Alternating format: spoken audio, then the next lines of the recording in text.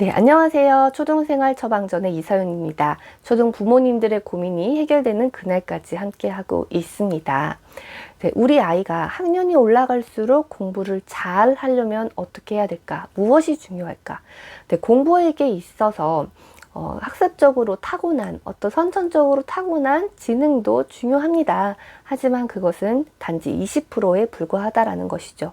이 선천적인 지능으로 인해서 공부의 순위가 결정된다라고 하면은 우리는 노력할 필요도 없고요. 타고난 지능을 갖고 있는 아이들이 그냥 무조건 잘하게 되어 있죠. 하지만 나머지 80%가 이 그릿이라든지 긍정성이라든지 정서 조절력이라든지 이런 다른 나머지 요인들, 마음 독립에 필요한 이런 요인들에 의해서 결정된다라는 것입니다. 근데 생각을 해보면은 당연히 교실에서도 공부를 잘하는 아이들의 물론 예외는 있을 수 있겠죠. 하지만 지금까지 제가 봤던 학생들에게 있어서는 예외는 없었어요. 이제 대부분 진짜 거의 다 부모님들과 사이가 아주 좋았다라는 거예요. 그러니까 관계가 충분히 대화할 수 있고 나에 대해서 이야기할 수 있는 그런 관계, 또 충분히 지지해주고 격려해주는 그런 관계였다라는 것이죠. 근데 우리가 학년이 올라가면은 특히나 이제 입시에 다가서면은 더 공부라는 것이 고독한 과정입니다. 이제 어릴 때야 더 다른 친구들과 이야기하면서 공부하는 과정, 선생님과 함께하고 공부하는 과정, 부모님이 옆에서 도와주는 과정의 시간들이 많이 있지만 점차 학년이 올라가면서는 내가 혼자 정리하고 내 것으로 만드는 그 과정과 시간이 더 중요하다라는 것이죠. 그래서 고독한 과정이에요. 근데 내가 혼자 있다 보면은 나의 감정과 더 마주할 수밖에 없고요. 그 감정들을 잘 다뤄내야 될 수밖에 없습니다. 입시가 다가옵니다. 당연히 불안감이 커집니다. 내가 잘할 수 있을까 하는 그런 불안감, 긴장감, 나에 대해서 의심을 하기도 하고 또 이제 별 감정들, 생각들이 다 드는 것이죠. 그런 감정이 드는 와중에 나의 정서를 잘 조절할 수 있으면서 누군가에게 자문을 구할 수 있다라는 것은 아이에게 있어서, 사람에게 있어서 엄청난 자원이라는 것입니다. 내가 뭔가 힘든 일이 있어요. 근데 그 힘든 일을 누군가에게 말을 하면서 공감을 받아요. 그럼 나의 감정이 좀 사라지면서, 그런데 공감만 받는 것이 아니라 또 이렇게 이런 방향으로 해결하면은 어떻겠는가 하는 문제 해결의 방향까지 제시를 해줍니다. 그러면 우리는 살면서 필요한 것이 경제적인 자원뿐만이 아니라 뭐 문화적인 자원도 있고요. 언어적인 자원도 있고요. 이런 것들의 자원이 있지만 내가 누군가와 대화할 수 있고 문제 해결의 방향성을 알려줄 수 있는 롤모델이나 이 멘토와 같은 것들은 엄청난 자원이라는 거예요. 그래서 우리 아이에게 있어서 정서 조절의 방법을 알려주고 뭔가 힘든 일이 생겼을 때 의논할 수 있는 누군가가 되어준다라는 것은 그 다른 어떠한 것보다 훌륭한 자원이라는 것입니다. 제가 이제 공부를 잘 해서 전교 1등을 계속 하다가 또 모의고사에서 전국에서 100등 안에 드는 석차까지 받아들면서 이제 공부를 하다가 전교 5등, 전교 10등 밖으로 내려나갔다가 입시에 있어서 정말 제가 느끼기에 실망스러운, 정말 주변의 사람들도 많이 실망을 했고 저희 부모님도 많이 실망을 했던 그 점수를 받아들었던 이유가 무엇이었을까를 당연히 생각을 끊임없이 해봤겠죠. 그냥 단순하게 나는 문과적성인데 그때 이과로 가서 의대를 지망을 하면서 실패를 했다라는 생각이 컸어요. 근데 물론 그것도 요인이 있었지만 또 이제 제가 부모 교육이라는 것을 공부를 하고 아이를 키워보고 학생들을 키워보면서 나의 실패 요인에는 이 부분이 정말 크다라고 결론을 내렸던 부분이 바로 정서 조절력이었습니다. 제가 이제 불안감에 압도되어서 불면증을 계속해서 고등학교 시절 내내 앓았고 잠을 제대로 자지 못했고 이제 밤에 이제 잠을 못 자니까 당연히 다음날 공부를 제대로 하지 못하고 시험을 제대로 못 보는 상황들이 연이어서 이제 생겼는데요. 그러면 이게 정서 조절이라는 것을 어떻게 해야 될지를 모르니까 내가 불안감이 생기고 긴장감이 생기고 짜증나는 일이 생겼을 때 제가 했던 일은 그냥 혼자 연필을 이렇게 막 부러뜨린다거나 그냥 참는다거나 이렇게 했던 것이에요. 근데 감정이라는 것은 해소되지 않으면 없어지지 않습니다. 찌꺼기가 마음속에 남아 있으면서 또 비슷한 상황이 생겼을 때 그 찌꺼기가 다시 올라온다든가 끊임없이 내 스스로를 괴롭힌다라든가 하면서 나의 마음에 남아있는 것이죠. 감정은 해소되어야 되고요. 그 다음 나의 정서를 조절할 수 있는 방법들을 배워야 합니다. 제가 이 칠곳의 독립보다 중요한 것은 없습니다에 정말 정서 조절이라는 것에 좀 많은 분량을 쏟으면서 이렇게 썼던 이유 중에 하나는 바로 그거예요. 이 마음 독립에서 가장 중요한 부분들이 저는 정서 조절이라고 생각을 하고요.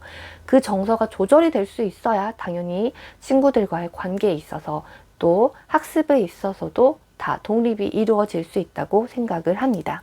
그러면 이제 우리가 이제 정서 조절에 있어서 어떻게 해야 되느냐라고 생각을 당연히 하시게 되잖아요.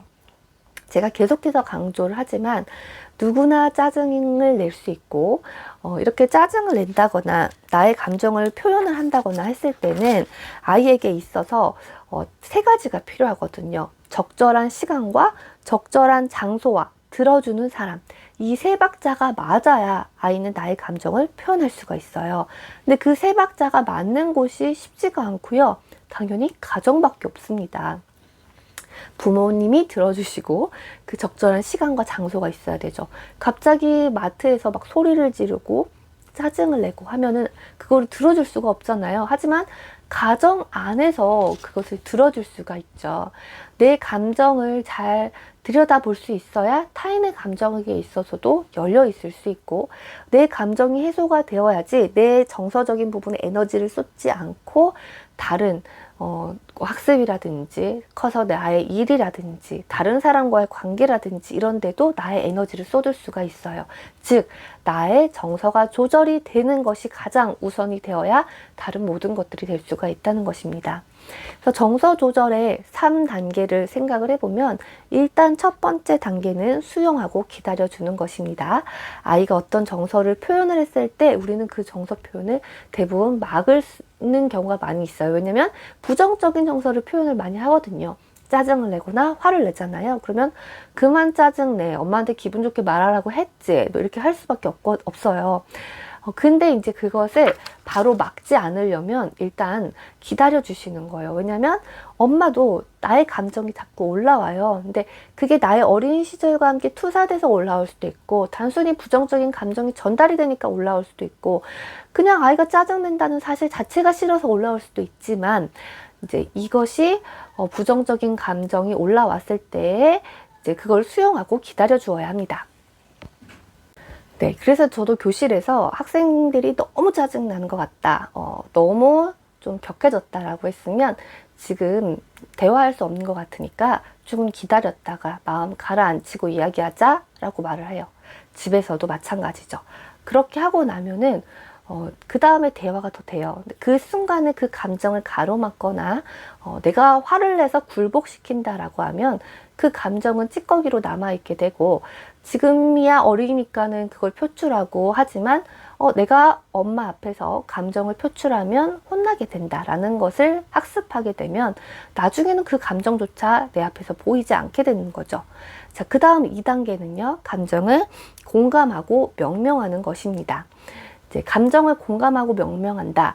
공감은요, 소화기예요. 누군가의 나의 감정을 공감해 줬을 때 그 감정이 사그라드는 것입니다. 명명한다라는 건 감정의 통제감을 부여하는 것입니다.